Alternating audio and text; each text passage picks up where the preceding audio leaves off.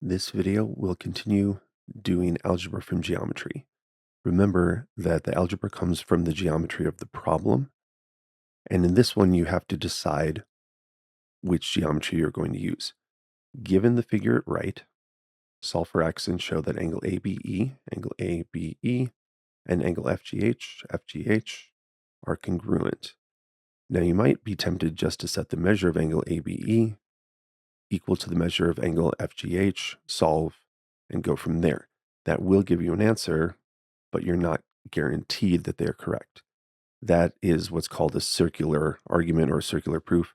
If you assume what you're trying to prove is true and then prove that it's true from there. What we do need to do is find something in the figure that we know is true always. So here, angle ABC is a straight angle.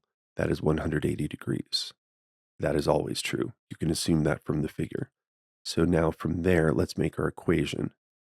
13x minus 5 plus 3x plus 5 plus 2x equals 180. The 5's cancel.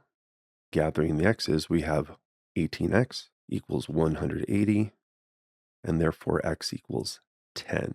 From here, we know that this is true, so we can plug x equals 10 back into here. 13 times 10 is 130, minus 5 is 125. Down here, 10 squared is 100. 2 times 10 is 20, and then 5, and that gives us 125 again.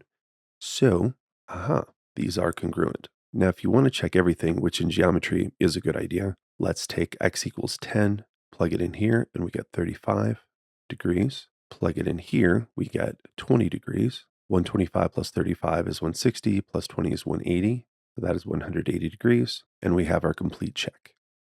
Again, remember, when you're told to prove two angles are congruent, you can't start off by setting them equal to each other and assuming they're congruent. You have to find something else that you know is true, find your variable, plug it back in, and then make sure.